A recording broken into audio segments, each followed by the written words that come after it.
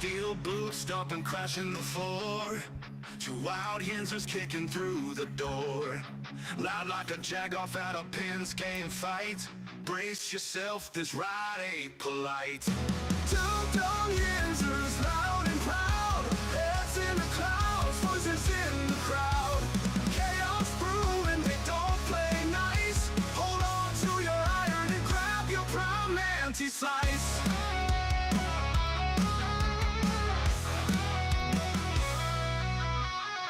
Tales from the burg with a hint of mayhem. Pierogi powered, nothing can constrain them.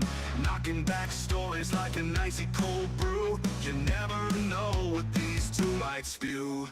Two dumb Yinzers, loud and proud. Heads in the clouds, voices in the crowd. Chaos brewing, they don't play nice. Hold on to your iron and grab your prime anti-slice.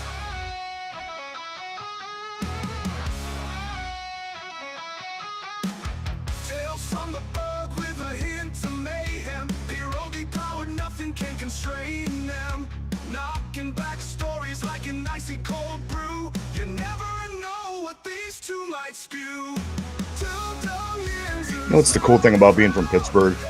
No matter what, there's always a story. If you're into sports, there's always something going on. You know, when you think that there's nothing, and then you start kind of keeping your eye open, and you realize it always just rolls in. It rolls in. It really does, Mike. Good morning, everybody. Welcome back to the show. This is episode 758 of the Two Dumb Yinzers. I want to say welcome back. Mike, we got a lot of stuff to go over today, but how you doing, man? I'm doing great, man. I was a little tired before the show. Didn't get a good night's sleep, but, got the white monster in me, and I'm ready to go. That's awesome, man. Good.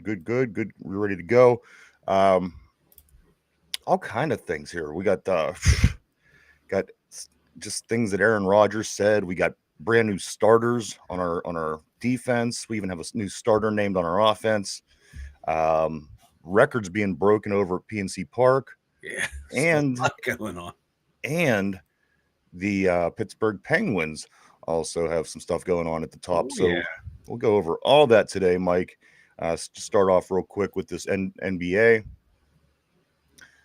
The Pacers win again, Mike. They're up 2-1 after a 116-107 win over OKC. They play game 4 on Friday, 8:30. Mike, but this series I think is it's interesting because, we don't really cover the NBA too much on the show. But Caleb, the moderator, he is from out in Indiana, and he does. He made a point to say he was probably going to be trying to go to game 3 and game 4, and last night was game 3. So I hope he stops in this morning. We can kind of see how that went, because the Pacers, Mike, are up 2-1, and if they could pull that game 4 win off at home, they could be in pretty good shape, sitting at 3-1 going back to Oklahoma City. So that's again, I don't have a horse in the race, so I'm taking Indiana. I've took them, since game 1, and we'll see. But they got that going on, and then the Stanley Cup Finals, Mike, they play game 4 today, where the Florida Panthers are up 2-1 over the Edmonton Oilers. That game tonight is at 8:00. Florida's trying to also go up 3-1, Mike. So these two leagues, they always go neck and neck from beginning of the season to the end of the season through the playoffs, and it is what it is. So here they are, both going into game 4. So two pretty entertaining series, Mike. Yeah, and if I read correctly, Indiana's only led for a grand total of like 2 minutes. You know what? As long as you lead at the end of the game when the buzzer rings, right?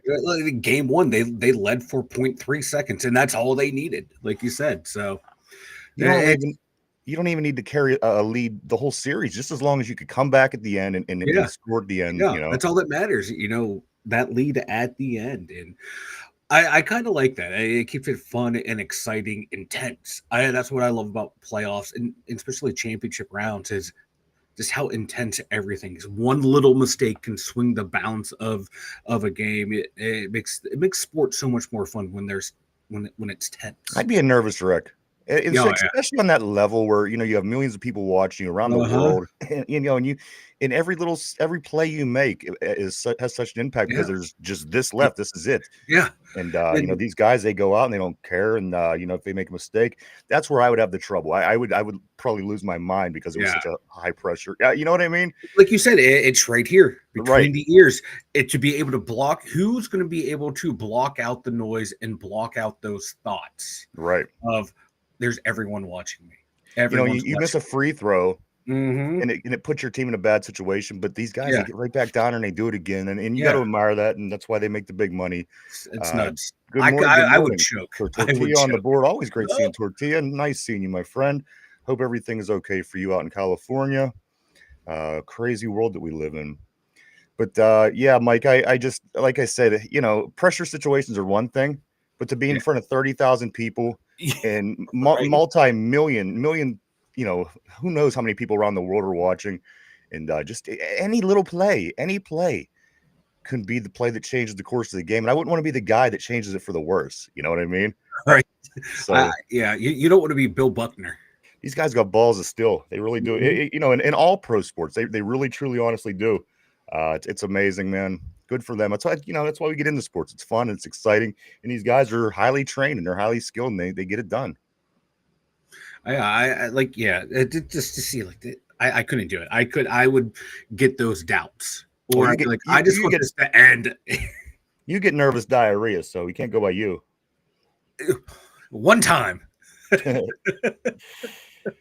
Mike, I'm going to pass it off to you. If you want to tell us a little bit about Mario Lemieux and the Pittsburgh Yes. Penguins. I just have to fix something here on one of my computers. Yeah, so it broke yesterday. I think it was Elliot Friedman.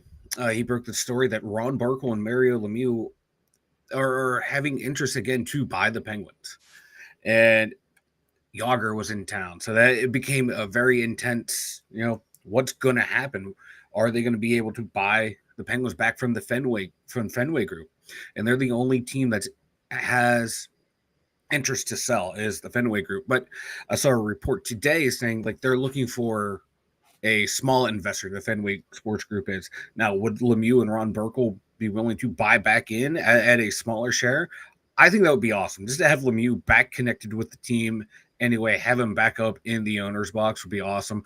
A hands-on owner, him and Burkle, they were there for every single game that they could. And I think it'd be a great presence, not just for the fans in the city, but for the team too, to know, hey, Lemieux's there. And he was a hands-off owner, but on that one cup run, he texted everyone. It was a game going into game 7, I think, against Detroit. He's like, don't worry, I'll see you all at the handshake line. We're winning this. And it just fired the team up to have someone like that back involved in the See, organization. that's what I'm talking about. I would F up that situation. If somebody said that to me, it would be in my head the whole entire time. And I know Yeah. I would F up, and I would be the reason that the whole game would be screwed up. Yeah, arguably the greatest player of all time, your boss saying, don't worry, boys, you got this. I'm anticipating handing the cup to you. Yeah, I would freak. Yeah, that's not what I want to hear Yeah, before a yeah, game. yeah. Luckily, people like Crosby and all those guys are a little bit more mental tough than me. Well, there you go, guys. Maybe Mario Lemieux will be part owner of the team again. Maybe he can buy the Pirates, like you said off air. Is this a good thing? I think so. I think so. Like I said, having him back in the building, just that presence, that culture in the front office, in the ownership group would be good. He was a hands-off owner and let the people run their stuff, but having his ear to bounce ideas off of, he still can see the game at a high level, knows what he's talking about. I think it would be a good thing, but he's not going to be in there trying to trade this guy, sign this guy. Just his presence there alone would be awesome for the team and for the front office too, because you don't want to fuck up when Lemieux's around. You don't want to disappoint a legend. Yeah, you don't want to mess up around the boss. I mean, all the way back to fast food. I mean, I remember back in the 90s, working at Wendy's, and as soon as the boss gets there, it's a whole different it's a whole different atmosphere, and everybody changes their tune and starts doing things the correct way. And if Mario Lemieux is their boss, I mean, that kind of magnifies it times a million. Yeah. So I think it would be cool, man. Him and once again to buy the Penguins, I think it'd be awesome. All right, there you go, everybody. Welcome back. This is the Two Dumb Yinzers, episode 758. We got a lot to get into. Again, starters named on the Pittsburgh Steelers over the past 2 days. Records broke for the Pirates over the past couple days. Mike, and even the Pittsburgh Riveters get in on some winning action this week. Mike, the Riveters win again with a 3-1 win over the Steel City FC team. They'll be playing on Sunday against Erie Sports again. So just keep on winning, guys. A lot of black and gold doing some winning. Let's carry this over, Mike. We got less than 90 days, I do believe, till the Steelers season kicks off, which means about 60 some days, give or take, till preseason. Mike, but today is the last day of mandatory mini camp. Next month, just next month, will be the beginning of camp. So we're here. We're wrapping up mandatory mini. We're midway through June, and I'm ready to dive into some Steelers. What do you think? I'm ready. Let's do this, baby.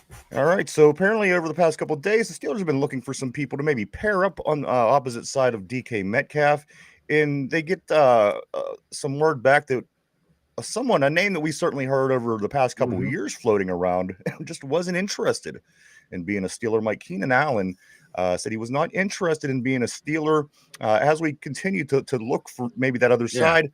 But again, I'm going to name the starter here in just a moment.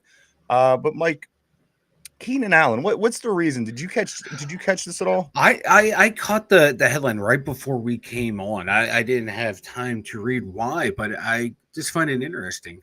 Maybe, he doesn't want to play. He played most of his career in San Diego, then just spent last year in Chicago.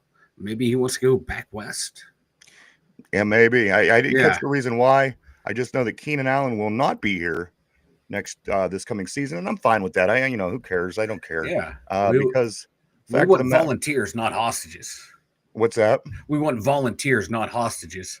Well, the other day, Calvin Austin's wide receiver coach named him the starting wide receiver at this point. He said he's playing well enough. He's playing good enough to be the starter. So at this point, Mike, Calvin Austin III is the starter, wide receiver number 2, opposite side, DK Metcalf. How do you feel about that? If that's the way that it plays out and we go into the season as with Calvin Austin III being the number 2, are you comfortable with this?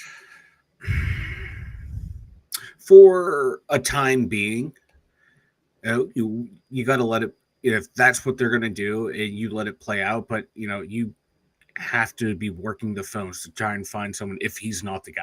Got to monitor his play. And I was just reading some articles today, he looks night and day from last year to this year. His route running is more. They're saying him and Roman Wilson. Yeah, they look like they're taking the steps. And if that's the case, that's awesome. Because the wide receiver coach was saying, they're two completely different players opposite each other. You got your big, tall, physical receiver in DK Metcalf, who's not just a deep ball threat, but can go across the middle. You got Calvin Austin, who is a burner down the field, but showed last year he's not afraid to go across the middle. And you can see his route running got better from year 1 to year 3. So you're hoping in year 4 he takes that step and can be a good outside, that shifty guy off the line, plus the speed, the willingness to make those difficult catches. I'm okay with it because that's kind of how you like to see. You want a balance in your receiving core that allows Roman Wilson to slide in the slots along with Robert Woods. On paper, that's awesome. But can Calvin Austin, once training camp comes around, once preseason comes around, those first couple weeks, can he be that guy? Can he go up against the team's number 2, potentially number 1 receiver? Because sometimes teams like to put that number 1 receiver on the second guy and allow the number 2 corner and safeties to cover your top threat, to try and limit both of them. Can he beat that guy? Can he beat a Sauce Gardner one-on-one? Can he beat a Patrick Surtain one-on-one? That's going to be the question we have to find out. A lot of guys have great straight ahead speed. That doesn't mean you're going to be able to beat the guy in front of you because they jam him at the line. Remember, he's a little guy. So if he can get off the line with his quickness and shiftiness, I'm all for it. Run it out there and see what happens. But don't neglect that position. Don't take your foot off the gas if your own work on. You keep looking for someone. But if he earns that spot, fuck yeah, let's roll with it. Because like you said, this is the guy that Baltimore wanted. And to have him develop into a true number 2 receiver would be a beautiful slap in the face to the Ravens. Good morning to Jen on the board. Always great to see Jen. Tortilla says, I remember hearing early reports that Allen only wanted to go back to Chicago or Los Angeles. What kind of mindset you got to be in to only want to go to play one of those two teams? Yeah. But you know what? He's been a loser his whole life. I mean, in the sense of playing on teams that aren't any good. Maybe that's just his thing. I pulled up that article real quick, and he did say no, he doesn't have any interest, but he said never say never. So he's keeping it out there in case he has no offers. That's what it sounded like. Well, apparently we're in this position, Mike, because one note I have here: Steelers lowballing teams in trade for offensive playmaker, says an NFL insider.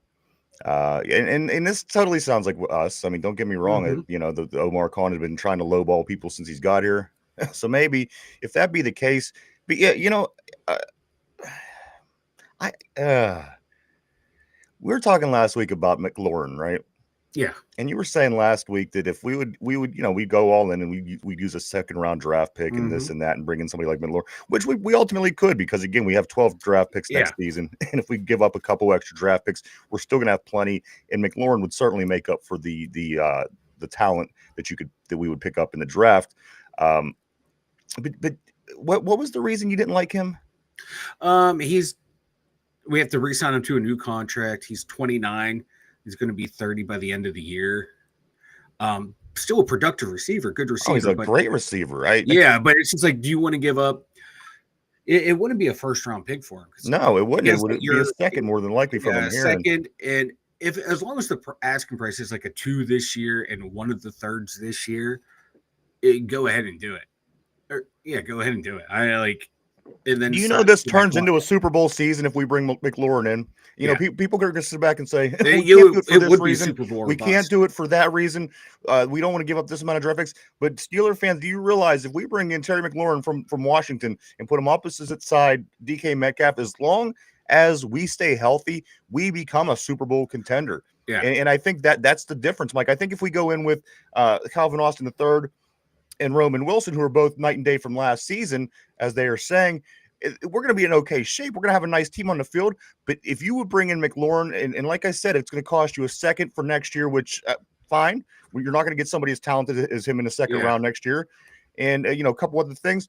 We are sitting up here, Mike, with teams like Buffalo, with teams like Kansas City, for different reasons. You know what I mean? There's going to be, obviously different kind of matchups. But the fact of the matter is, if the offense is able to be productive, if the offense is able to get off, stay on the field for more than 3 downs at a time, the defense should, in fact, should be able to do their job more effectively. They're not on the field as long during the course of the game.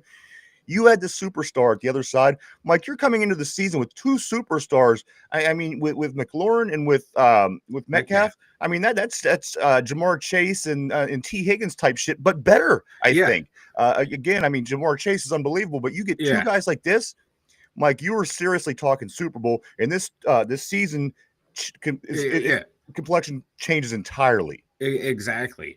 And there's also rumors out there, they're looking for Jalen Ramsey as well. The corner. Yeah.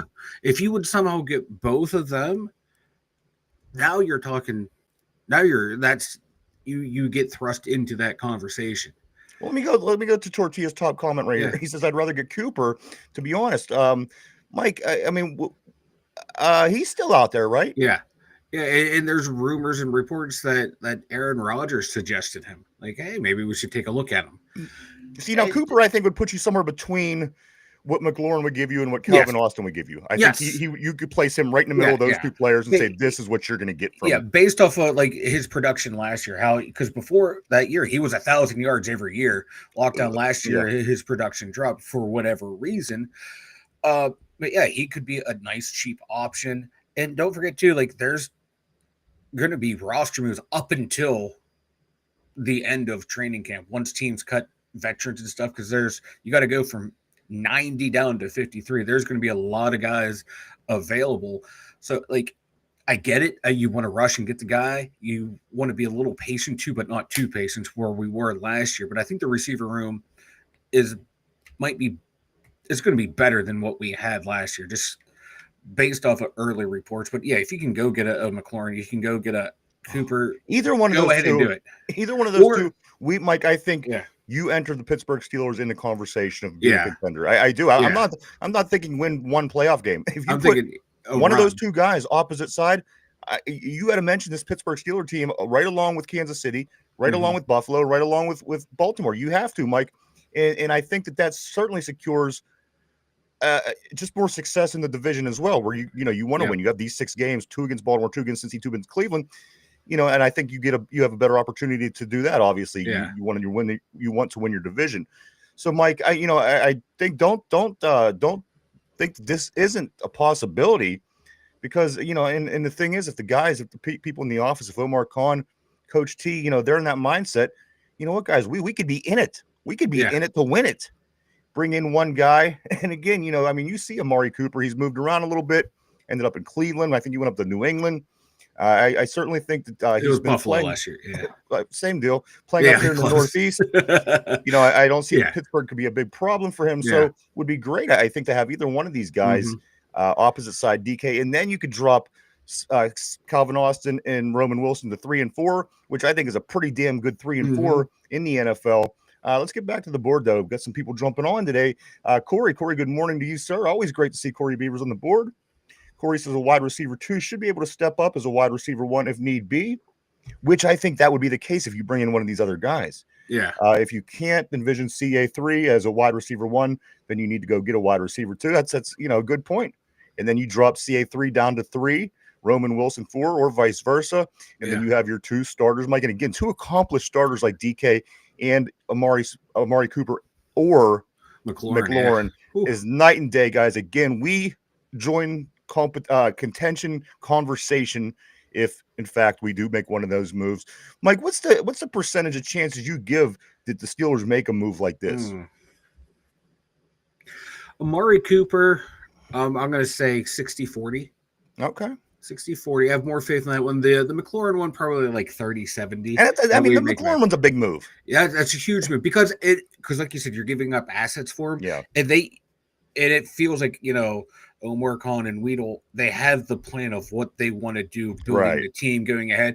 And they want to compete, they want to win, but if they have their end goal, do you want to disrupt that plan and flow that you have to go and grab it and take a swing? And if you miss, how bad is that going to fuck up your plan and stuff like that? So I can see where they're coming from. Hey, if they're available at the right price, we're going to do it because we have a vision of what we want to do with our assets. But sometimes though, you got to pull that trigger. You can't be afraid to take that jump. So it's all going to be, it's like they don't want to shoot themselves in the foot, and they don't want going either way by overspending or missing out on something. It's going to be a fine line they're going to have to toe. And I don't know, hopefully they go and get someone who will be productive, not just go and get a guy like we had to settle last year and hope Mike Williams had something left in the tank. He showed that he didn't.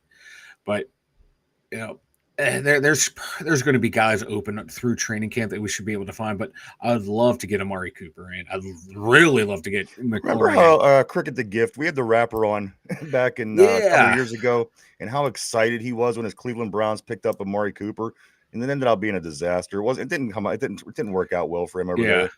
I hope that would be the case. Pumped for it too, man. We told him during the interview that the trade happened, and he's how excited he got. And I just hope that wouldn't be the case, Mike, because it is a couple years later, and guys a couple years older. But let me jump back on Yinzer. Joe, what's up, brother? Always great seeing you on the board. What up? With the video, the picture changed. It throws me off. Yeah, I'm not used to seeing Aaron Rodgers on Yinzer Joe's profile. But good morning to you, my friend. Always great seeing you on the board. Mark Malone, you know what? This Mark Malone, is he turning out to be Nostradamus or what's his deal?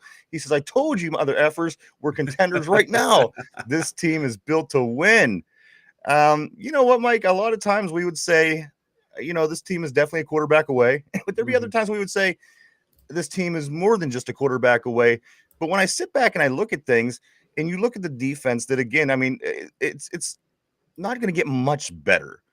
What I mean by that is we invested a lot of money in 3 of our players, and in the surrounding cast, we have some good players. Don't get me wrong, Patrick Queen, and the whole way up and down the list.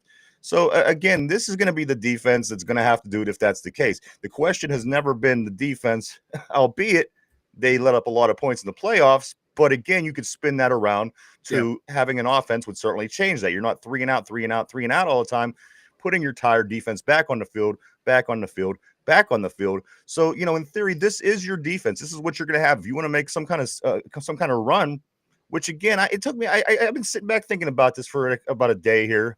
And I thought to myself, if you bring in one of these other wide receivers, this team, you could then enter their name into being a true contender. You truly, honestly can. The special teams is good. We're getting Cameron Johnston back. Him and Waitman are going to be duking it out in camp to see who the punter's going to be. Special teams is good. You got guys booming the ball. Chris Boswell, of course. So, that facet of the game, we're good. Again, the defense, unless unless you pull off a freakish move and pull in somebody like Patrick Surtain, which isn't going to happen, this is the defense. Yeah. You made some changes. You got Darius Slay. You got other things going on, but this is the D. On offense, you got the line of the future. This is how they drafted. They drafted to work on the interior lineman. If this offensive line gels and plays together well, moving forward, you have a young stud at running back, plus another running back who ran like a stud with alongside Harris. A couple tight ends that are reliable. DK Metcalf. Some back-end receivers. If you would bring in an Amari Cooper or a Terry McLaurin from Washington, Mike, I say it right here on the show today, we would be Super Bowl contenders. You're not going to make the Steelers too much better than what they have going on because, again, you don't know what you're going to get with Aaron. Everything looks good so far, but yet he hasn't played a snap, right. An official snap. But considering, what he showed the ability to do on a team that, again, he managed 5 wins, but he still managed a lot of yards. He still managed a lot of touchdowns. He still kept a good ratio between his touchdowns and interceptions. So those things are all good. No two ways about it. The complaints, the fact that he's older, the fact that this, the fact that, you got to play all that into. But one thing that I'm really realizing from Aaron Rodgers, he's trying. Yeah. In Pittsburgh, he's trying to say the right things. He's trying to, and I'm going to get into all these things here shortly on why maybe we should like Aaron Rodgers a little bit more today than we did yesterday. But guys, again, one receiver like those two gentlemen that we named, I think changes the complexion of the whole team. Not that they're going to carry the team, but they add that one more position that we didn't have and that we would have had if George Pickens was still here. So, you bring in somebody that's a veteran who's not, maybe pulling the bonehead plays that George Pickens pulls from every now and then. I think this team, Mike, you could then put it in the category.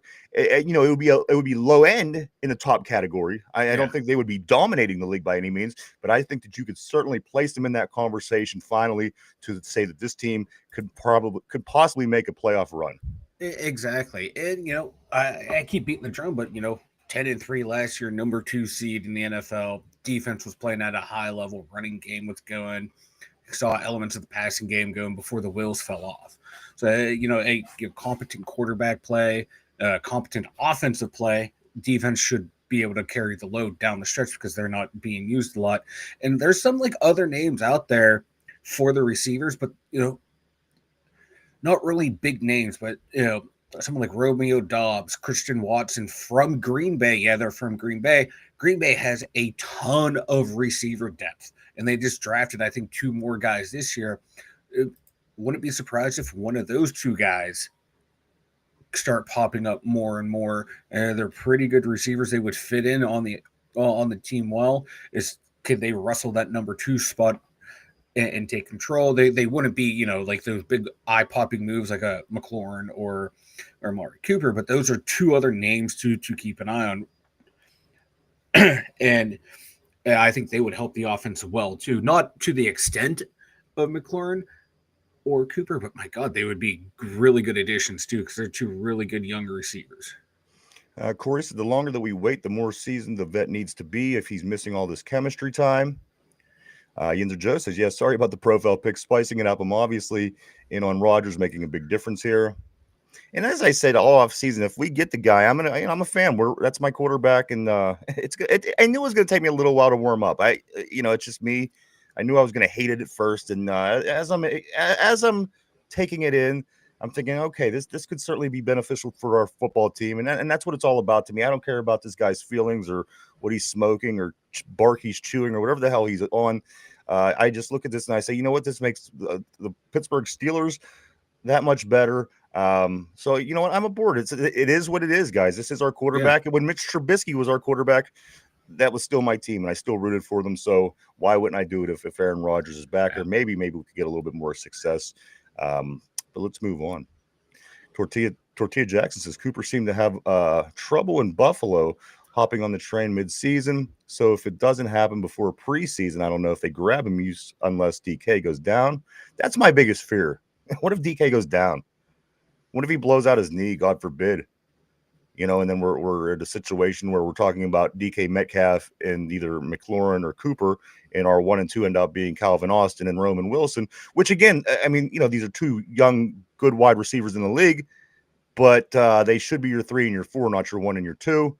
So this is why I'm kind of high on the going after a wide receiver at this point, guys.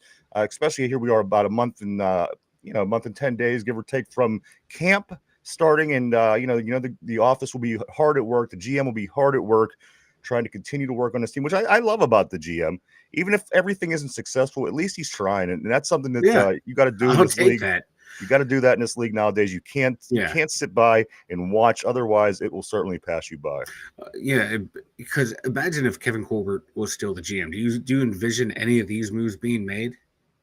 No, I don't see nothing. I mean, this is we haven't seen this in Pittsburgh ever. I mean, as far as what the GM's doing, this is new work. This is brand new stuff that we have to get used to. The old stuff wasn't working, so let's try the new stuff. Mark Malone, imagine what he'll do on a good team. Talking about Cooper, Buffalo is pretty good, right? Or Aaron Rodgers. Yeah. He hasn't been on A-Rod. A-Rod hasn't been on a good team in 15 years. I mean, think about it. You talk about our coach having a lack of success in that amount of time. Aaron Rodgers wasn't much better. Let's put both of them together and see what we get. Hey, they need each other. They need each other. It's like when you was it multiply a negative, it comes into a positive? I don't know. Don't ask me about that stuff. I don't know. Mark Belote, I'm telling you, it was just the castrated, nutless, estrogen-laden males that were talking about him being full of drama. Well, I don't think that's wrong. I just don't think that we've seen it yet, because I've seen it before. I've seen it with my 2 eyes. You know what I mean? So, but as of right now, he's saying and doing all the right things, and I like that. And he had some time to sit around. He's not a dumb guy. He knows what he has to do. Mark Tortilla Jackson. I'm sorry. I'd say Mark Jackson, one of my favorite basketball players. Speaking of Indiana, back in the day. Tortilla Jackson says the upside of trading for Dobbs is he's cheap and has a connection with Rodgers. Yinzer Joe says Rodgers was trying to save a real bad team. I mean, Josh Allen threw for 37-31 and 28 touchdowns and 6 picks, the NFL MVP. And then Rodgers threw for almost 3,900 yards, 28 touchdowns, 11 interceptions. And that's what I'm saying. And that's the thing about the Jets. They don't have a bad team. They just have a bad organization. Yeah. Even no matter how good their teams are, they always are just bad. They're like the Pirates in a way. And you kind of know that anybody that goes there is not going to have great success because it's the Jets. But they've certainly had some good teams over the years. Yeah. They just can't get out of their own way. Well, you have the owner listening to his sons going, oh, you shouldn't trade or sign for this guy because this is what his Madden rating is. Well, I hope they didn't like the last guy because Aaron Rodgers came in and got rid of him for them. Right? If they liked him, too bad. Mark Malone said most of these guys are so wrapped up in homoeroticism that all they see is drama everywhere. Mark Malone's coming in hot. Yeah, he really is. Needle on the first of the month. I mean, he's tough, man. Corey says at least his soul is good. Now that's true. We'll get into Aaron Rodgers' soul in just a minute. Tortilla says Allen also ran for like 10 times. I mean, Allen's a beast. Don't get me wrong. The guy, it's a shame that he hasn't reached the Super Bowl yet. He's going to win a Super Bowl before it's said and done. He's one of the guys from this generation of quarterbacks. You know, you get the groups. And right now you got your Mahomes and Lamar and Allen, and he's in that Jim Kelly. Well, Yeah, I mean, that tier like can't get over the hump. well, he's got a Like long through no time fault. to get to that point because, Yeah.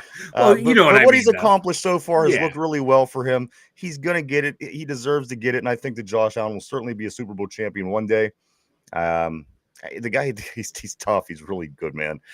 Tortilla says at Corey had a great point about CA3. He can play wide receiver too, but you really don't want to be in position where he's your wide receiver one. You're right. Oh, geez, can you imagine? Calvin Austin III, your number one, and everybody is below him. Again, I like him. I like him a lot. He's mad talented, but number one. Tortilla, Corey says Tortilla. It's not his fault. He's too short. He could be an outside go ball getter in any way. Wide receiver 2 is his ceiling, unfortunately, but he shines in the slot. Wide receiver 3, give him the most success.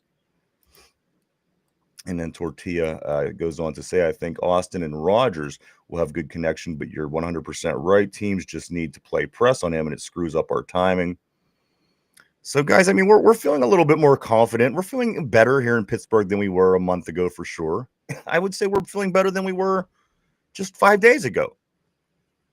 And again, I'm finally coming around because I realize there's nothing that I could do or say. It's going to be, it is what it is. Aaron Rodgers is going to be playing quarterback. So I hope that he does the best that he could possibly do for this team. And, again, there's going to be some struggles along the way for fans. There's going to be records, Big Ben records broken by Aaron Rodgers, in this upcoming season. But, again, what are you going to do? What can we do? So embrace the suck. Embrace the misery. I mean, we've already committed to that with the Pirates, but we could continue with the Steelers. I'd like it to get better in that area, but you know what? Again, at the end of the day, this is our quarterback. This is what we're working with, and I'm going to hope that he can do the best that he can. I'm not counting. I'm not throwing everything in on a 42-year-old quarterback. But I'm just saying, you give him that other weapon. You give him that other weapon that just it gives him that much more. Of an opportunity to make plays. Talking about Aaron Rodgers, of course, getting the ball to guys who can make plays. And, again, hopefully, I would like to see them go out and get another number 2. Like last year when we sat around and waited for number 2 and, that fell through. I would like to see them get a legit number 2 just to see. Let's just take a look. See, let's again, Mike, you give that defense a little bit of a rest with some production. And I mean, we're 29 in touchdowns scored in the past 3 or 4 years. Yeah. 29. That's not going to get you anything in this league. No. So that has to change. We have to score touchdowns. We have to, I mean, if we're in week 4 and we're still trying to figure out how to score touchdowns, then we're in big trouble. Or really, really bad trouble. And like a lot of these games last year, even when we won, they were like 1 possession games. Yeah, right. And it puts a strain on the defense to where we had 2 good games. I mean, we blew out the Giants, and I think the Jets. Yeah. There were 2 games right in the middle of the season that we actually, grabbed the butt of balls and won. But as you said, it was a 1 possession game with the Broncos, with the Chargers, with the Falcons. So if you come out of the gate in those first couple games and you lay up some serious goose eggs as far as points getting scored, touchdown wise, then we're gonna have to really start talking. But in theory, bringing in better players, you should get better results. And again, Mike, it's not the same quarterbacks we rolled with last year. Granted, I mean, he's not younger, he's not faster, he's not stronger. But we can make the hypothesis and say that he's probably going to do better than Russell Wilson, right? Yeah, I think that's fair to say. And last year in the passing game, we had 8 games where we threw under 200 yards. Yeah, 8.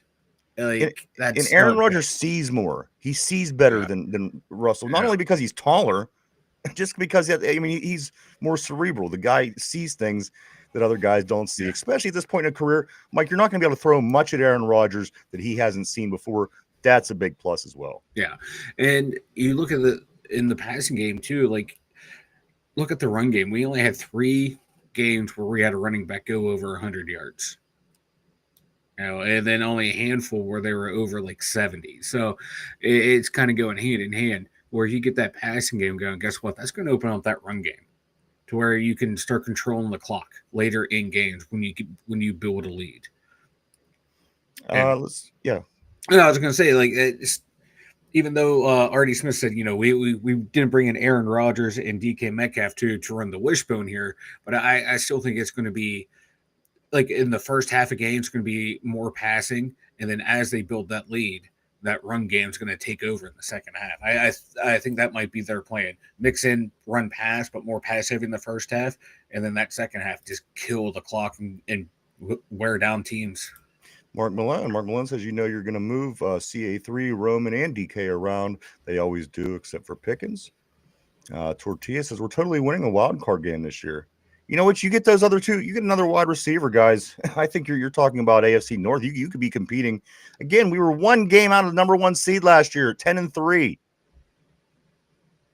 With 4 games left, and they managed to lose all 4 of them. So, you put yourself in a better position where you don't lose all 4 games to finish out a season. You're in a running for the division. And that's one thing that I have to keep reminding myself. We were 10-3. Yeah.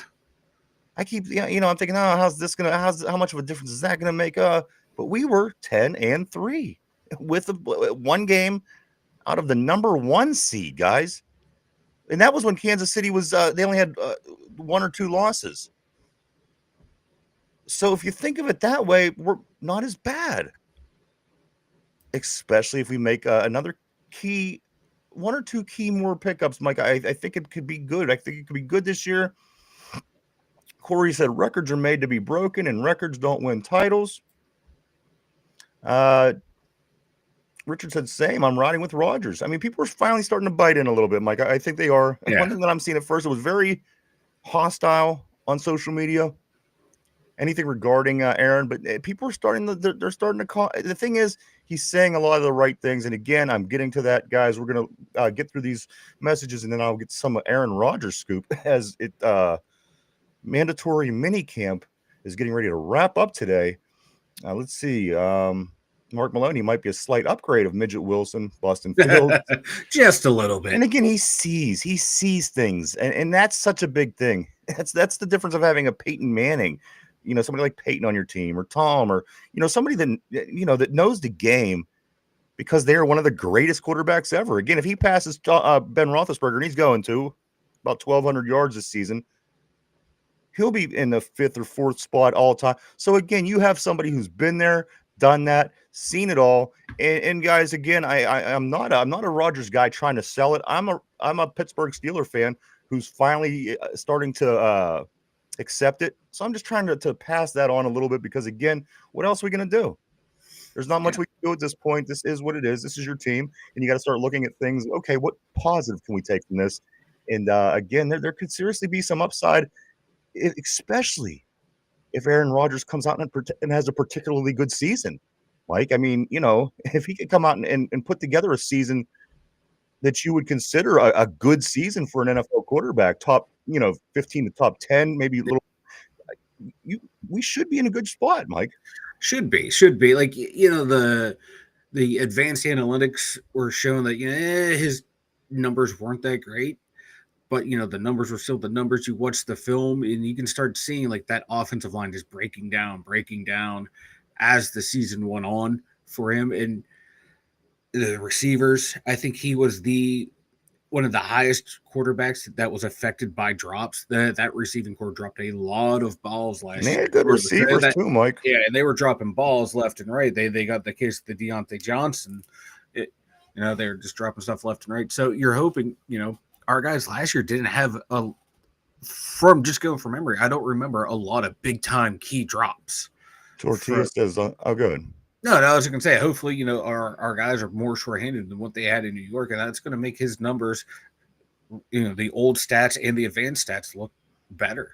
All right, let's get caught up on some messages here. Tortilla says, unless we break the title record and get the 7th.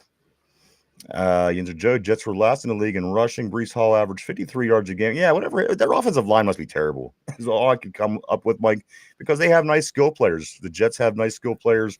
At the wide, they have, Breece Hall. You was expecting some big things from last year, but that offensive line, that must be what's going on up in New York, because everything else seems like it checks out. Yeah, because on paper too, they had a pretty good O line, especially getting they had Olaf who they took like in the top 10 last year. He played pretty well. Like the Mekhi Benton, he was up and down, but that was like the best year he played at tackle. So it might have been some of their interior line was breaking down too. I noticed that watching them as the season went on. It just on the film I was watching the other day, like that interior pressure. Of course, that's where we had problems last year as the year went on too, was that interior pressure. Mark But Malone says with complete and total shit quarterbacks. Tortilla says we were 10-3, just throwing it deep every play. right? And finally, Mike, Corey B versus a lot of media that said Rodgers was going to tank us are starting to change their tune, saying that he can lead us to a Super Bowl. One of the guys on the facility specifically. But you know what the thing is? It's so far so good. Just like every other name that comes to Pittsburgh, it always is good at 1st. Mm-hmm. Wait till the season comes. Wait till there's downs. Yep. Wait till they're booed. Wait till they fumble. Wait till a play is lost because of something that they did. You know, then you start to see all this stuff. I mean, yes, I'm a little surprised that Aaron is going so well at first, but now that I'm looking back and I'm thinking he's trying to do all the right things, and you know what, he's doing a great job, and everything is good. He's working with the media. He's talking to media. It's good for his soul. It's the perfect city. It's he has Yinzer influence in his life. I mean, there's so many things that he said that was, it's like almost to the point where it's sick in a way because, all right, enough. I mean, you know, quit blowing smoke up my ass. My ass is full of smoke here. Mark Malone said his tune never changes, and it hasn't. That is one thing I can say about Mark Malone. His tune has not changed. But let's jump in here and see what some of the things about Aaron this week, guys. This is our Aaron Rodgers update. Mike, you should have made some kind of sound there, but no, let's go ahead and roll with it here. Let's see. Aaron Rodgers, guys, one complaint. Rodgers does have one complaint here in Pittsburgh since he started at minicamp. Mike, Aaron Rodgers' complaint is he cannot wear his old style helmet. That helmet that sat way up on top of his head. Yeah. And he had that one stupid chin strap. Yeah. It was the old Hutch helmets that we used to wear as kids, is basically what he had. Mike, this is the complaint that he has so far since he's been in Pittsburgh. He cannot wear that old style football helmet. Yeah, he can't. You know, this is what, you know, that started AB's downfall with the Raiders. Well, it was he had to change that helmet, and next you know, he's burning his feet in the cold chamber. So I'm anticipating Aaron Rodgers burning his hands in the cold chamber to continue the AB route downfall here. But no, it's like, it's just, you know, it didn't pass the safety standards. So now he's like trying to find helmets. They said he was spending like a half hour, 45 minutes trying on different helmets to find one that's comfortable. Like, I get it, man. You're wearing the same thing for 20 years. Like, cool, I like this. Then you got to change it up. At some point, you got to put your big boy pants on and say, let's play football. Yeah, it's some bullshit though, man. It's one of those things though, man. You don't want to think about it. You want to be comfortable with it on, and there's thousands of guys that play in this league, and they all have to wear a helmet.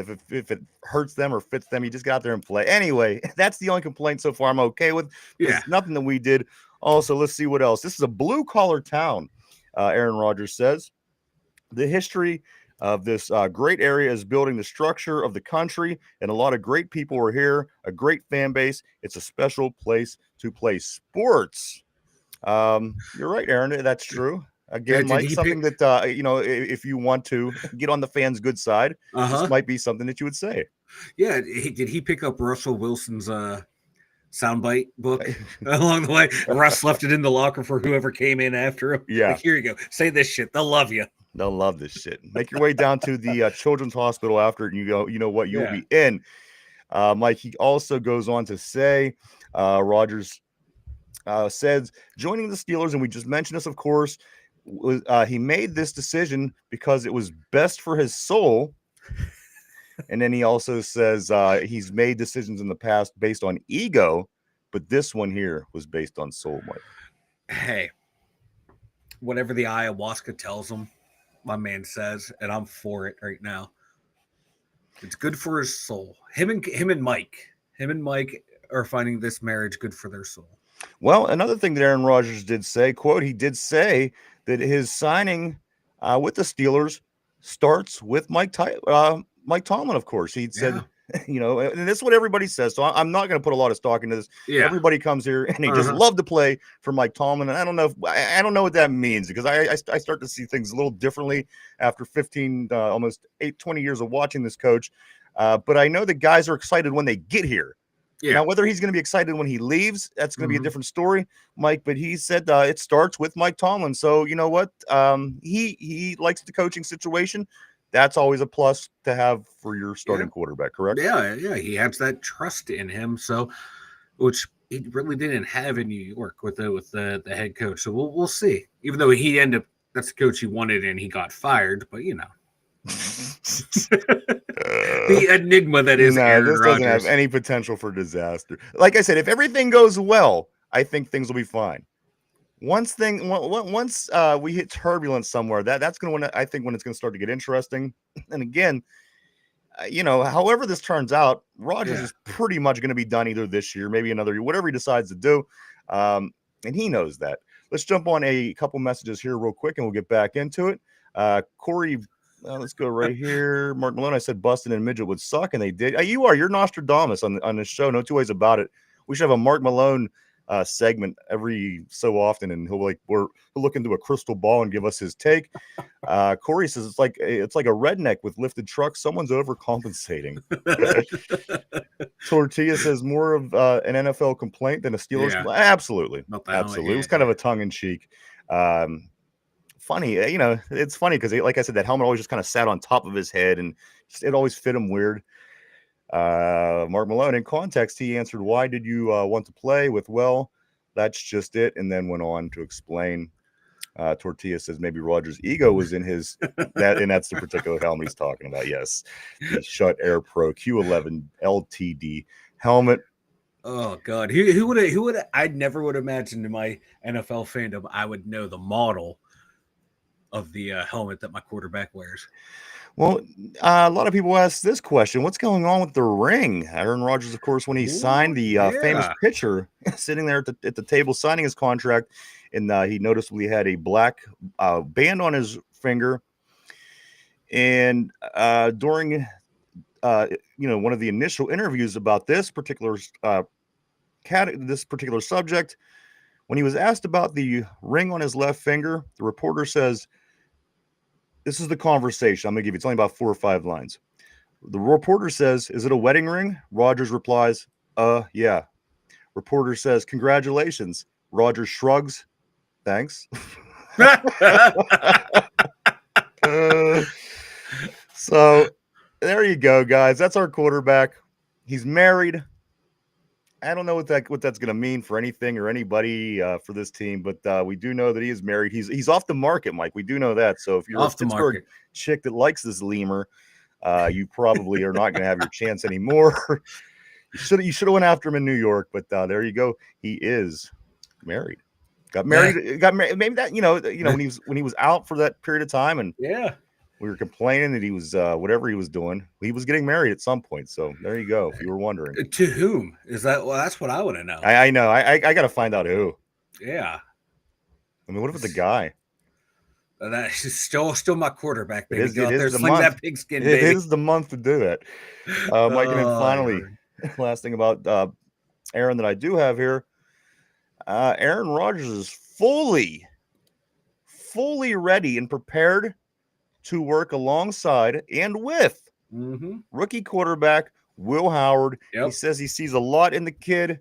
He says he likes it, and he says he's right there. He'll be right there, and he'll do whatever he can to help Will Howard out, Mike.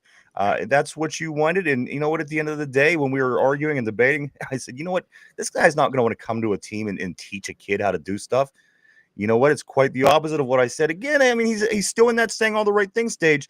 But again, Mike, saying that he's more than happy to help out the rookie quarterback, that's got to be music to your ears as far as being a Steeler fan. Because again, no matter how, let's say we are successful, it's not going to last. Aaron Rodgers is 42. So again, if he could pass some of that knowledge on to the rookie, again, anything could happen in the draft next year. No two ways about that. But, if this guy, again, a 4-time MVP, can give your rookie some advice and help him out there and help him along, I think that could only be a good thing. Yeah, and he did that in Green Bay too. He worked closely with Jordan Love because that Favre worked with him, so he's just passing that on to the next guy. And that's one thing I wasn't worried about when we were debating about him being signed, because he had the track record of, yeah, I work with the younger quarterbacks to get them ready for the game and ready to answer any Mike, do you questions. think that this puts Will Howard in a better position to be the next guy, or do you think that the Steelers kind of have their mindset maybe on going after a quarterback next year in the draft, being at Pittsburgh? And if they're not going after a quarterback in the draft because they like Will Howard, what would be next in line that you would think would be the Oof. need for the Steelers next season if in fact they decide they're going to stick with Will Howard as their quarterback of the future? If they stick with Will Howard, quarterback of the future, if they like what they see and then the way he progresses throughout the season, the two positions I would look heavily in the first round: wide receiver and cornerback. If you don't go out and get a number two that's going to be here for the next 4 to 5 years, I'm looking at wide receiver and corner. And Get Slay, another I mean, young corner Slay's not a young behind. guy anymore, right? Yeah, because we've been doing the run to wet corner, so go out and get another one. We got a new DB coach in this year who's working hand in hand with Joey Porter to cut down on the penalties, get him to get his mind right of, hey, finish the play. Don't worry about grabbing the guy, blah blah blah. Just this is what you have to focus on. He's bringing a new concept or a new way of thinking for Porter. If he does well, makes that jump, definitely jump on a corner in first round or a wide receiver. Because I think the rumor is like wide receiver depth in the first round is phenomenal this year coming out. So go out and get a playmaker to go in there if Howard turns out to be your guy and you don't have to go quarterback. Let me jump back on the board. Mark Malone says, I have paint and go into a trance. That's where I see the future. I like it. You know what I was thinking, Mark, when I was reading this? Remember, I when I was a kid, the paint huffers, there was a glue that they also did too, or the paint, whatever it was. But it would be wild because they would come out of the woods and they would have spray paint all over their face. It would be like on their nose and shit. They would put it in a bag. But when you would see them when they were done, it ended up being everywhere. And I thought, geez, oh man, I can't. If I had to walk around town with gold spray paint all over my mouth and nose, I don't know if I want to do this. But it seemed like they had some fun. It helps Mark tell the future. Tortilla says, I had to look it up, Mike. I was like, F it. I am saying the full name, of course. I like it. I like it, Tortilla. I respect the effort. Absolutely. Mark said he is having the guys out to Malibu, going to toss the ball around the guys. I heard That's Aaron what Rodgers. I heard too. He's Tortilla says, I heard Aaron Rodgers married Roman Wilson. Whatever helps the team, boys. Whatever helps the team. That would be funny. Let's see. Corey says, hot take alert. Will Howard will be better than Brock Purdy with Rodgers' mentorship. There's a possibility, right? I mean, the battle of the 6th and 7th round QBs. The battle of the irrelevance. I hope you're right, man. That would be awesome. Tortilla, Jordan Love has openly said Rodgers was a good mentor and can clearly see how close Love looks to Rodgers. Mark Malone saying guard, wide receiver, tight end. We're talking about next year's draft and not thinking about a quarterback. And then he follows that up by saying, yeah, cornerback and safety as well. Yeah. Guys, let's hop over to the defensive side of the ball because there's some news going on over the past day and a half about the defense. We have announced a new starter, Mike. Yes. Rookie, first round draft pick, Derek Harmon is officially named by our defensive line coach, Carl Dunbar, the starting left end on this Pittsburgh Steelers defense, guys. So there you have it. The rookie, Derek Harmon, is the starter as of right now, guys. Cam Hayward, Derek Harmon, and what's the guy in the middle? Keanu Benton. And then with your linebackers, you got Peyton Wilson and Patrick Queen on the inside, Highsmith, Watt on the outside. Your DBs, Slay and Porter, safeties, Minka and Deshaun Elliott. Not a bad defense, guys. It's getting a little up there. Don't get me wrong. The age is unideal. But at the end of the day, this sounds like a pretty good defense. And guys, it's official. Derek Harmon is now, after OTAs and after 2 days of minicamp, Derek Harmon, Mike, is your starting end. Is there any surprise to you with Larry Ogunjobi leaving? Is there any surprise that Derek Harmon is going to be starting? No, none whatsoever. There's no veteran in there for him to have that quasi battle with. No. Just do it right. You took him in the first round for a reason. You took him to play. Who are you going to name? DeMarvin Leal, Yeah, Loudermilk, Ekulay. None of those guys are going to be named the temporary starter the way they did last year with Nasty Nate fighting with Frazier. We all knew what was going to happen. Just stop with that bullshit. You drafted him for a reason. Make him there. I like to see it. None of this Steeler way of you have to earn your spot. No, we drafted you for a reason. We're throwing you in there. Now, if you suck, okay, yeah, we're going to put someone else in there until you can get your game up. But go in there. In that sense, he would have to earn. out. He would have to go out and earn his spot, of course. Yeah, but he's not in there. No, but it doesn't seem like. I mean, who's this competition really? Like you said, exactly. They're going to bring back Harry Mandouche or whatever his name was. There's no real other starters on there. We have a lot of backups, but now, he's the starter. Tortilla says must be pretty damn good. We usually let rookies sit for a few. Yeah, absolutely, we do. Yeah, that's why it was a surprise to me. Yeah, because Mike Tomlin usually lets rookies. I mean, come on. I'm glad they're letting the guy play. They're letting the guy start. He certainly deserves it, in my opinion. I can't wait next month, Mike, to see the guys get back to camp and get ready and to see what Derek Harmon can do at the starting left end position. Corey Beaver says if Howard ends up being our guy, then the draft should go to wide receiver 2, cornerback, running back to replace Warren if he doesn't resign, safety if Warren does resign. Yeah, and also, I mean, how good is Caleb Johnson going to look? Because that could change a lot of things too. We've had the luxury of having 2 productive running backs the past 5 years. Let's just say Caleb Johnson comes along and shows he could be that workhorse in this league. That kind of changes things. I mean, you're in a different spot at that point. So we will see. We'll certainly see. Mark Malone says, yeah, and we know we play 4 DL 75% of the time. It'll be Watt, Harmon, Hayward, Highsmith starting. So like I said, Mike, that's a good front 4 right there. As I said last week, now the weight is off our shoulders. Now we can start taking a look at these kind of things. We can start putting lineups together. We can start, making educated guesses on how things might play out. And I like that. Without Aaron being here, you didn't know what was going to be. You didn't know if our quarterback was going to be Mason Rudolph. You didn't know if it was good. So as I said, I'm starting to settle in. I'm warming up to it a little bit. I'm realizing that camp is next month. I'm realizing that preseason is less than 2 months away. I'm realizing that the season is less than 90 days away.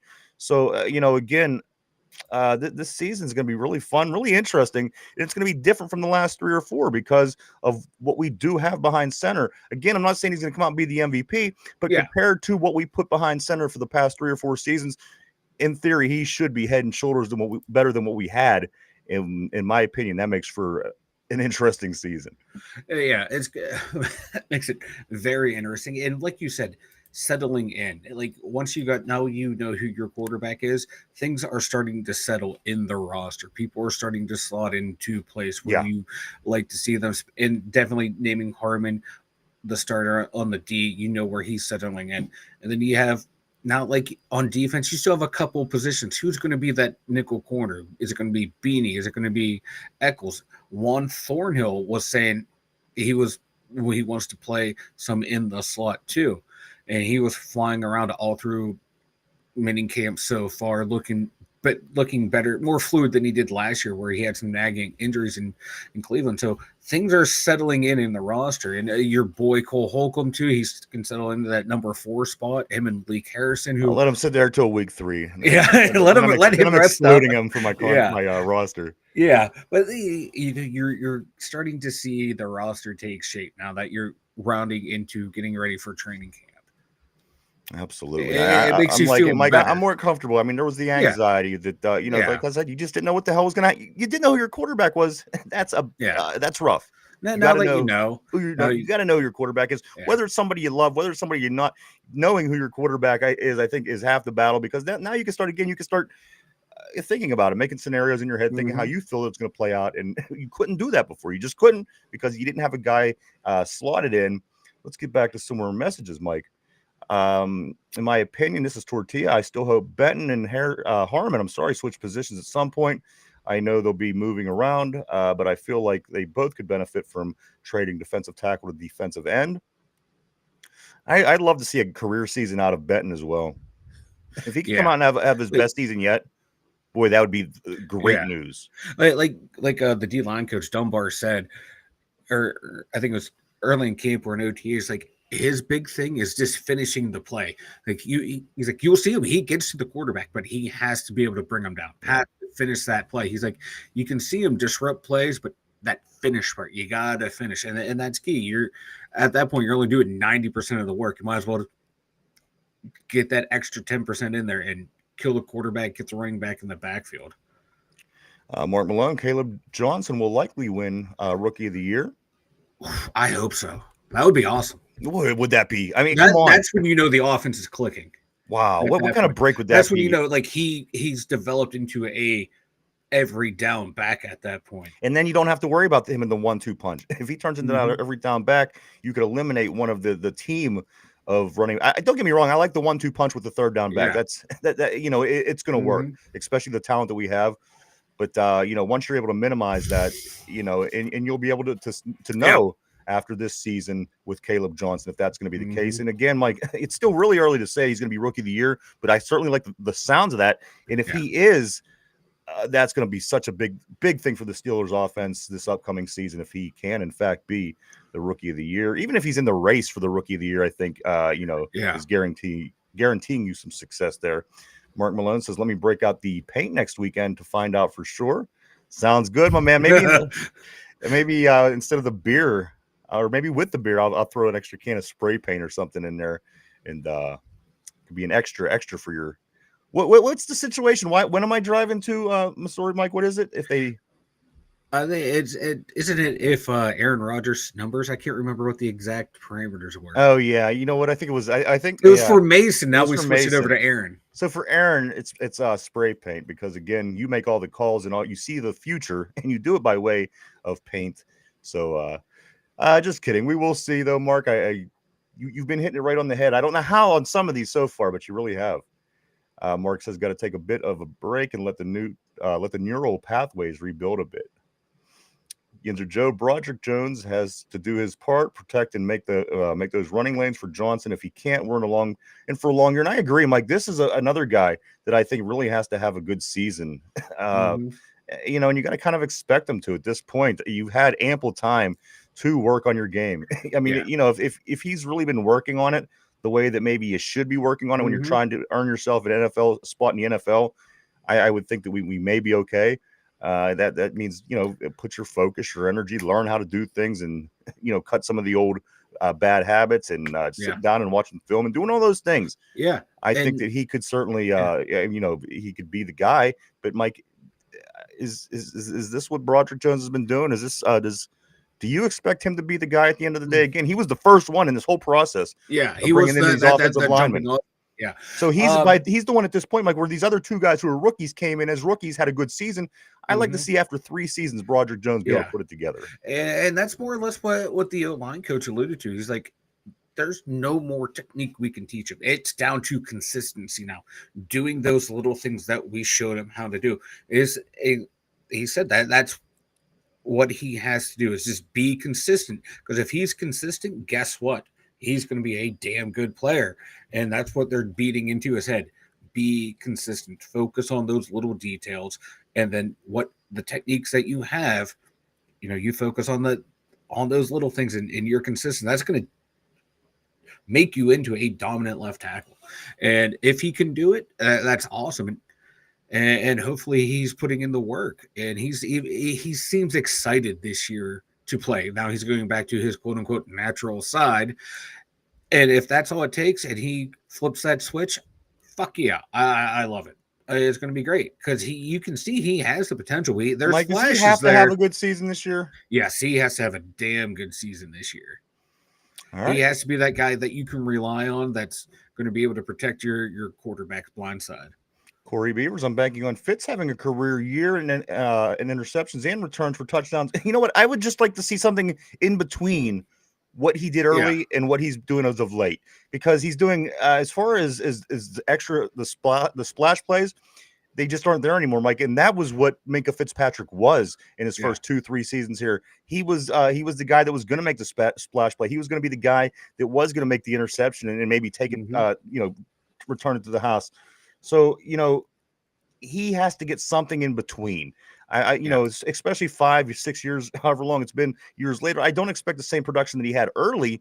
But again, if you're a top paid safety, which he is, you're expected to do something more than what you've been doing the past 2 seasons. I don't know if he's had any turnovers, Mike. It's just not good for a safety of his caliber. He should be able to hawk a ball at some point. He should be able to do something to get him in between where he was at first and where he is now. I just think that, for what he gets paid, you can't be at this bottom level too much longer. He has to play better than he has the past couple seasons. And again, Mike, I'm not saying to exceed what he did early, but he got to get back in the middle somewhere. Exactly. And, with Deshaun Elliott there, now Thornhill, you got Slay, you got Porter coming along. There's no excuses out there to where you have to cover for someone. You got to, I got to worry about this guy, so I got to go here, there. No, just play your role, play your assignment, and then those good things will come. You don't have to overcompensate what's going on in that secondary.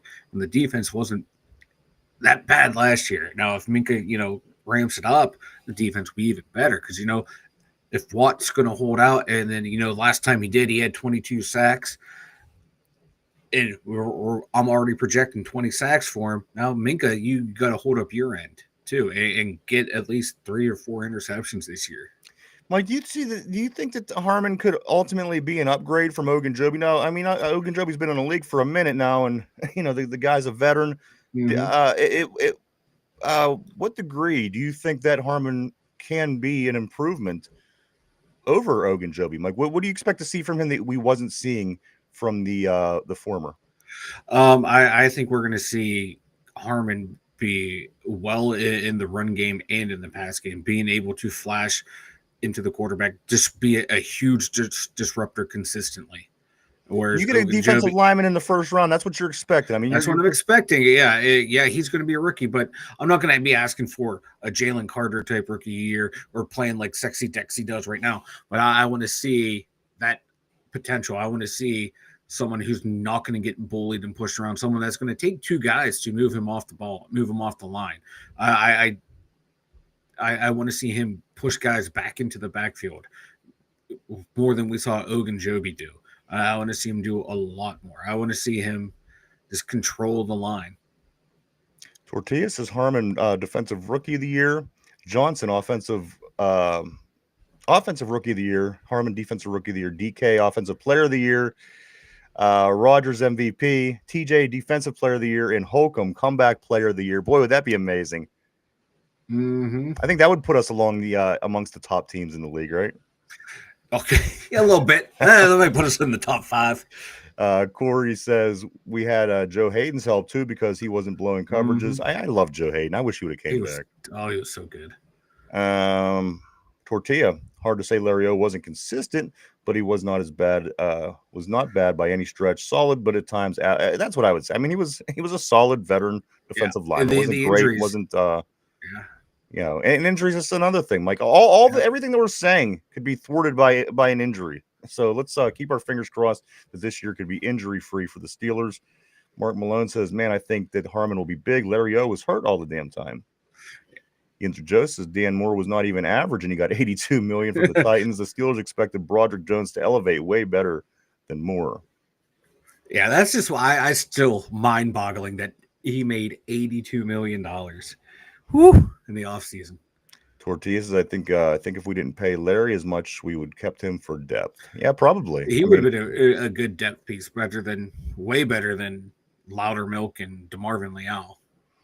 Mike, also in the NFL, Scoop, we were talking the other day about speculation of J.K. Dobbins going to Denver. He did, in fact, sign with the Broncos. Dobbins will be in the backfield for the Broncos, Mike, as he signs on a 1-year, $5.25 million deal. Another weapon. I mean, you got to like what Denver got going. It's kind of a makeshift team. I mean, they don't have all their pieces in place. They don't have all their ducks in order, but they got their young quarterback who was able to come out and win some games and get them to the playoffs last year. They had a defensive player of the year. This Denver team, just as long as they could give Kansas City a little bit of a fight over there in the AFC West, is a Steeler fan is all I really care about. Between the Chargers being an improving team over the past couple seasons and this Denver team, I'm not counting it on the Raiders a whole lot, but if somebody can give them another loss or two during the season, it could certainly help us if, in fact, we're at that position at that point in the season where we're starting to look at seeds, where we were right outside the one last year when we were 10-3, and we could consider it could be realistic. It could realistically affect us. So yeah, I would like to see that out of the AFC West. Somebody that could beat the Chiefs, maybe give them 2-3 losses out of the division throughout the course of the season, would be a lot of help between those three teams. Yeah, adding Dobbins there, I like that. You pair him with RJ Harvey, the rookie who they picked up, who's looking. I saw some video from him from mini camp. Take it for what it is, but he's looking like a quick running back, and he was one of the guys I think the Steelers visited with as well. So I saw some of his tape. I like their running backs. It's again for them they need receiver depth with Cortland Sutton and then Marvin Mims, who's just coming into his year 3. And Bo Nix, can he carry on what he did last year? Can he build upon it? And if he does, man, they're a dark horse team out in the West there to do some damage. Mark Malone said, hell, Larry O just got busted for doing roids for anti-inflammatory. I'm sure trying to get healthy. So that's true. Wherever he went, where did he go? Buffalo? I don't know where he went. I can't remember where. I didn't see that about Larry O. I mean, he should be doing that here, man. About that. It was a few weeks ago. Yinzer Joe, you guys think Jair Alexander is an option in Pittsburgh? I heard they were interested. I don't think so. I don't think so this year. Yeah, because he's more an outside guy. Yeah. Now, I'm not sure how much Slay played in the slot, but you have him. If he can stay healthy, that's the thing with him, too. He hasn't played a full season in, I think, like 2 years. That's the only thing that worried me. I mean, it popped up, and I mean, I forgot to even mention it the other day. I don't think that this one's going to happen. I think we're set on defense. I'm going to be honest with you. Any moves, Mike, I see them making between now and the beginning of the season, I think the wide receiver spot. I mean, where else potentially could you see us bringing in somebody that's not going to be a starter? I mean, that's going to be a starter. I'm sorry. I think Jalen Ramsey. Well, Jalen Ramsey, he can play corner, or I mean, he can play slot. But you would have, I don't know like what Miami would want for him. Jalen Ramsey he's a difference maker. Like to the, I don't know. I don't think they're going to make that move. To be honest with you, it would be get him. You get a receiver. That'll be fun. Then we're really talking Super Bowl. Then we're really talking. So, then we'll go 7-10. Yeah. I mean, it would be cool. More players, the better. More stars, I'll take it. But at this point, it just seems unlikely with everything that they have going on in defense. Like it feels like they have their starters in place. They brought in a corner. They brought in this. So again, if they do, awesome. I don't feel the Jair Alexander, but I don't have the psychic ability that Mark Malone has. No, he got to send some paint over to the studio. Corey says, I have another hot take. The Ravens missed the playoffs this year. Lamar is going to get hurt. And again, and Henry goes down for a game or two that cost them losses. You know what I mean? That's a total possibility. As silly as it sounds to hear Ravens miss the playoffs. I mean, what if Lamar isn't healthy? What if Lamar isn't available? What if, like many times before in his career, he wasn't available. He was out. Mike, if Lamar Jackson misses a majority of the season, let's just say, do the Ravens make the playoffs? I don't even know who their backup is. Cooper Rush. Did all right in Dallas. But my God, if Lamar goes down, I think they would struggle because he's just such a dynamic player. What he does with his arm and his legs. Exactly, because what he does out of the backfield, Mike, you don't know if he's handing the ball off or running with it with him and Henry. Yeah. I can't see Cooper Rush running that kind of offense. No. Who cares if Cooper Rush runs with the ball? Let's get him. Yeah, like 41 passing touchdowns, only 4 interceptions.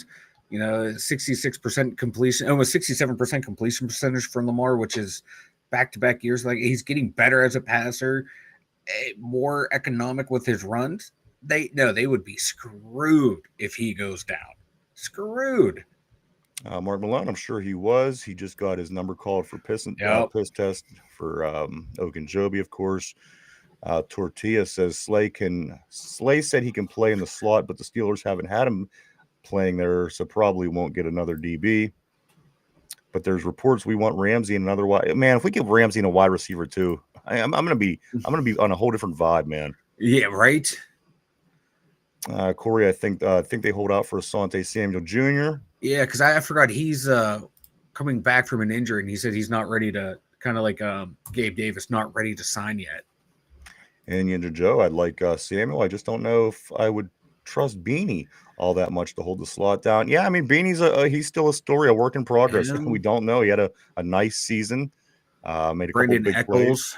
We did bring in Brandon Eccles, and so very, very interesting year, guys. I can't wait. Again, mandatories wrapping up today. We have a new defensive starter. They did name Derek Harmon the defensive end here. They did name Calvin Austin the starting number 2 receiver at this point. But again, guys, there's still potentially moves to be made.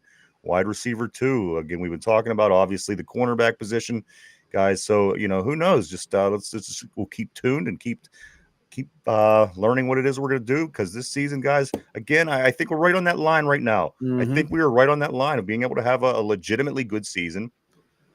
But things have to go right. You can't hit the injury bug in stupid things along the way. Like I said, you gotta put your eye on the prize. You gotta get 53 guys to all work toward that same goal. And again, things are coming into place, Mike. We look better on paper than we did over the past couple seasons, and I think that's a good start. A very good start. Very good start. And like I said, if they can just stay healthy, that's going to be the key. No injury bugs. No, like every year, we've past 2 years, we've lost guys, draft picks. Calvin Austin a couple years ago. Last year, Roman Wilson and Troy Fatana, that really set the team back.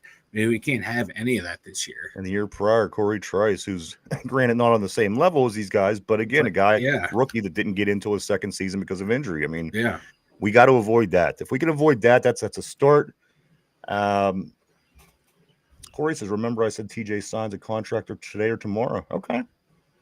I hope you're right. He's going to sign. Listen, there's no doubt in my mind that TJ is going to be on the field for the Steelers this year. Just a matter of when. I mean, come on. If you didn't look down the road and see this coming, you know what I mean? Yeah. But I do. I like the prediction. He's saying today or tomorrow. So we'll keep an eye on that, guys. But, Mike, we do have to switch over to the Diamond, because this is turning into a decent baseball team all of a sudden, Mike. They win 6 of their last 8 games. This Pittsburgh Pirates squad. The interim head coach, Don Kelly, has gone 16-15 after his first month.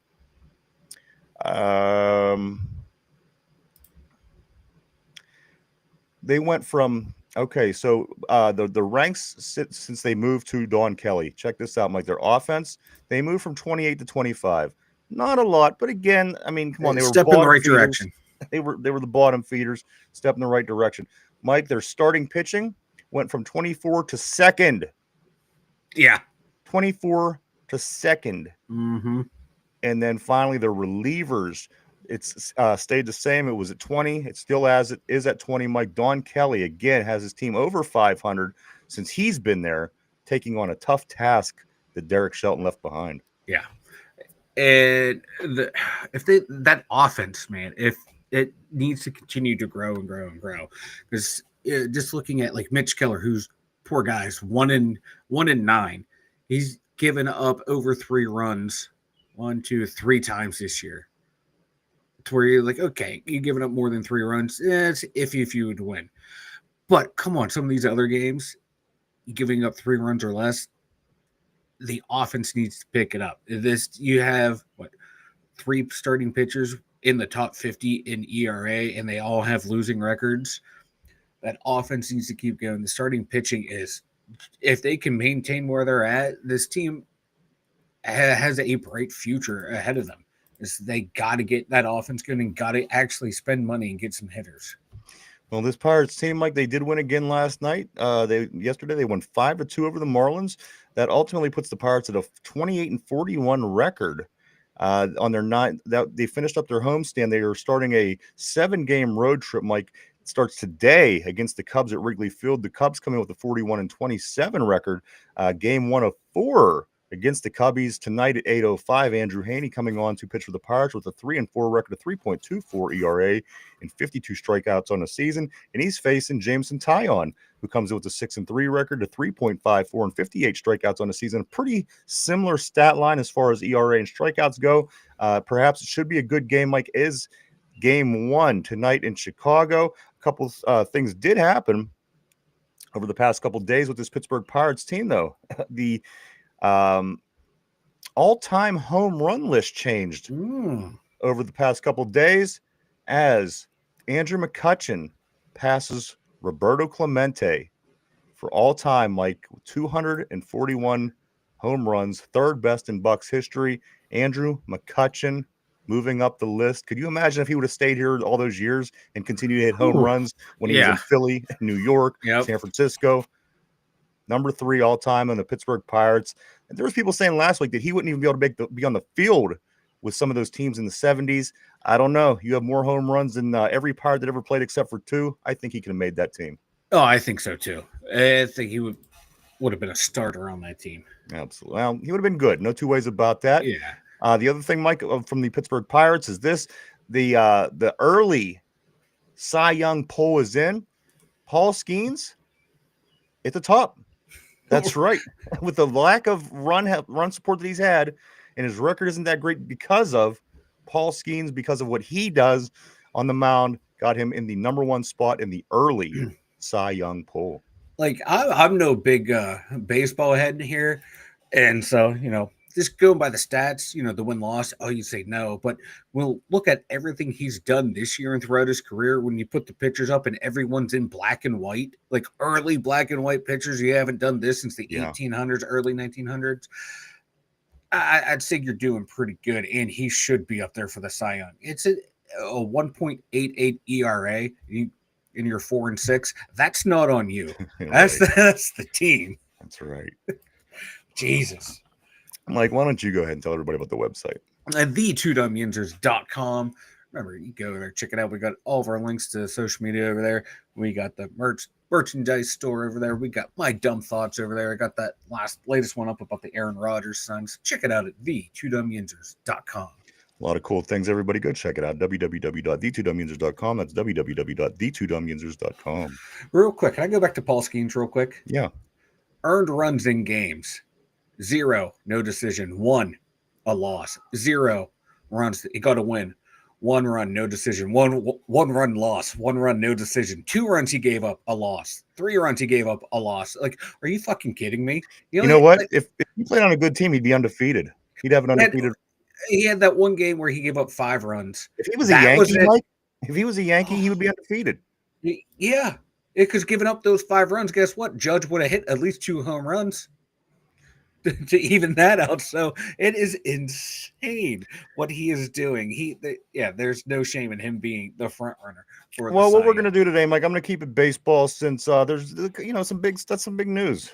Again, Cy Young, home runs. Excuse me. So the question of the day today, Mike, is this. Put on your thinking cap. Everybody on the board, everybody at home.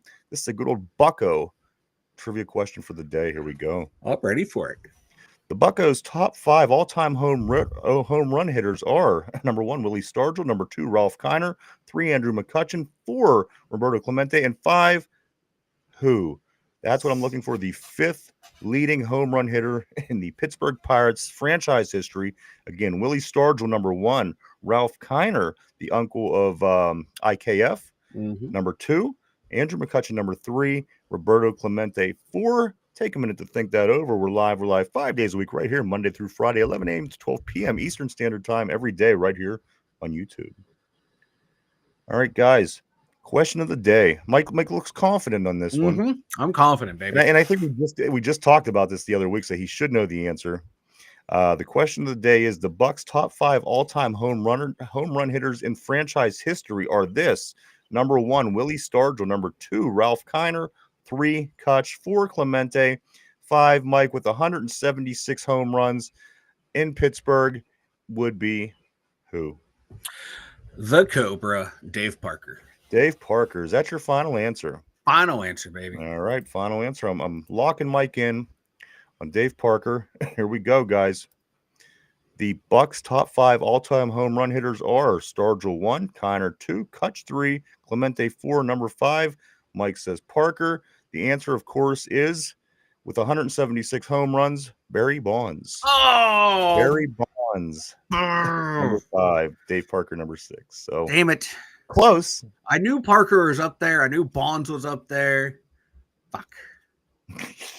God damn it, Barry Lamar Bonds got me. It's just great because you were so confident. I was too. I was like, oh, Dave Parker. Because he was here longer than Bonds. Yeah. Bonds really didn't become a home run hitter until he went to San Francisco, started having flaxseed oil and shit like that. 6 seasons. In his 6 seasons here, he had 176 home runs. So yeah, I mean, it was good, but again, for what he hit after.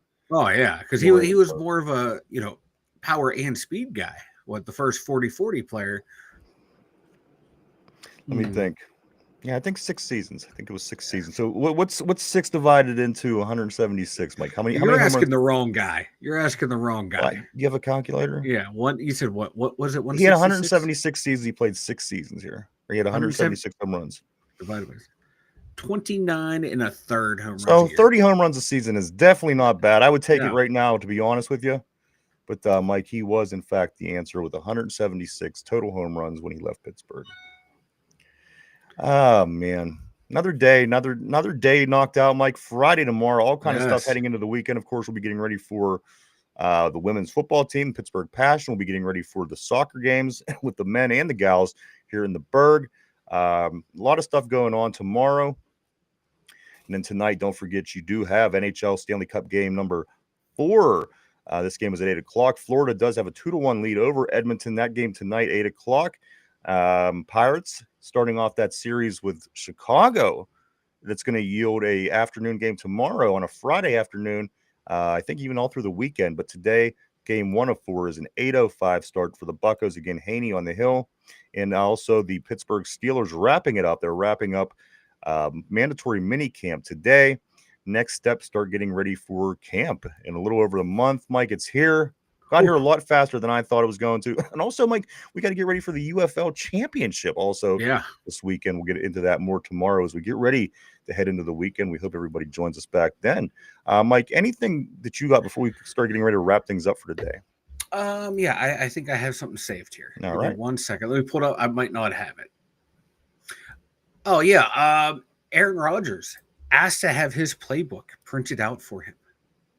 He wants to have feel it in his hand, and one of the girls in the office printed it out for him, and she had all the pens and pencils and highlighters, and he said, I got my own in, but thank you for having everything ready. I don't want you to have to keep ordering stuff for me. Aaron Rodgers just being a people pleaser, baby. Remember when Kenny Pickett lost his playbook? Lost his stolen? playbook. Yeah, now Aaron Rodgers has his printed out in a binder, the old school The difference style. between a veteran and a rookie, I guess. I love it. Another quirk from our guy who can't have the Bluetooth, can't use the far, iPad. so good. That's all I got to say, it. Mike. He's been here since Saturday. Yes. It's so far, so good. And again, the Pirates continue. They did have one loss since he's been here, but nonetheless, Mike, they've won 6 of the last 8. Back at it with the Cubs today, who are, I believe, in first place. So that should be a good game. Pirates do need to start winning because they dropped a little bit with the loss. But Mike, I think they're sitting at about 14.5 out right now. Yeah. But I think the big pictures are only 13 games under 500, which people are listening thinking, wow, that's crappy. Yeah. But for what the Pirates fell into early, that's not that bad, especially with the way they're moving right now. So, hey, midseason classics coming up in a month. You still got, a lot of season left, so we'll see what the Pirates can do. That's why they play 160. That's why they play 160 friggin' 2. Damn derby. I do want to say thank you everybody for coming and hanging out and checking us out today. We certainly appreciate each and every one of you. We truly, honestly do. We wouldn't do it without you. Thank you so much. You guys are as much a part of the game as we are, believe me. I want to say thank you to everybody on the board. You guys are awesome as always. Always keep things interesting on the board. and everybody at home, whether you be at the gym, at work, maybe jogging, or just at home with the big screen TV watching. We want to thank you too, everybody. Again, Mike, we will be back tomorrow. We will be taking, as we mentioned last week, our vacation week is going to be the first week of July, the week of 4th of July. So a couple weeks till we do have that. Mike, anything else? We got Friday left, man. Anything before we take off for the day? I got nothing except for thank you, everyone tuning in. This is fun. I love it.